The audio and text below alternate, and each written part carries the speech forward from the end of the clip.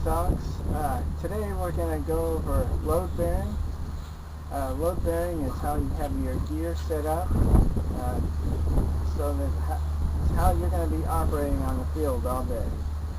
And it's something to pay attention to. First thing I want to show you the most important thing that you'll have with you on the field of play. The most important thing that you'll have with you are your hands. This is what gets you through the game. Paintball is not played without paintballs. So since these are the most important things that you'll have on the field, then as far as load bearing is concerned, these are the most important things that you need to access on your harness system. They make a lot of different types of harness systems for paintball players.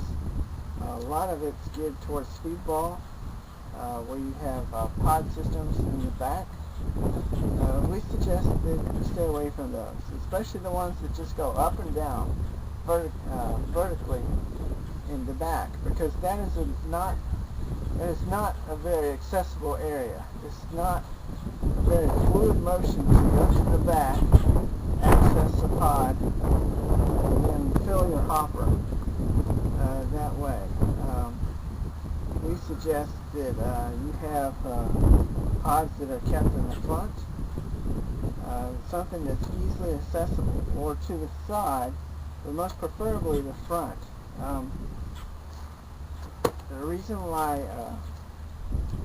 we want you to keep your ammo accessible in the front is something called the box. And the box is any area around the chest. So anything in the box is should be the most important thing that you carry with you on the field. So anything that you have in this area right here, the placement of it is important, is stacked upon importance. So like your radio, you can keep your radio here, or if you have it where it's set up to where you can do push to talk, you don't want to have stuff in the box that you don't need. Like a map, it's not absolutely necessary that you have a map of the field right here. A map is something that you can check, in between inserts, or during a lull in the game when you're trying to find where you need to go. It's rare that you will be looking at a map when you're under fire.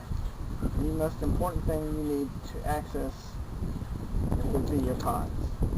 So you want to keep them at the ready. You can also see here I have a dump pouch. This dump pouch is quickly accessible. It's something that I can just put something in there real quick, close it shut.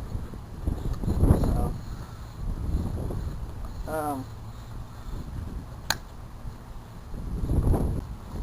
the equipment that you use on the field, you need to be ready to use it. Paintball equipment does not come with easy to access things sometimes, like this hopper. That just took me a few seconds to open, but still, it's something that requires a lot of my attention, and if I don't know how to open it, it could really cause me trouble. So if I'm under fire and I'm trying to access something that takes a lot of my attention away from what's going on downrange, then that could be a problem.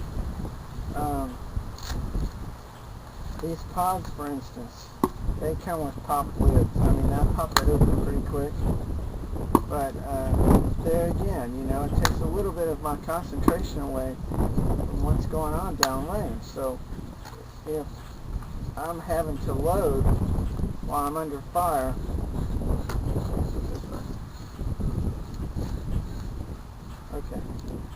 I'm having to load while I'm under fire, first I gotta open this, then I gotta take out the pod, put that open, then I gotta get that hopper open somehow. I just spilled some paint, dump this in here, close that lid if I want, close this. Where does this go? You know, I may want to put it back, I may want to throw it on the ground or put it in the dump pouch. But all these things are things to consider when, as far as your setup is concerned. So be aware of that. Be aware of what it is you'll need under attack. Another thing to remember is to practice with the gear that you'll be using for an upcoming game. If you're just practicing your shooting or whatnot, put on the gear that you're going to be using for that game so that you'll get accustomed to it.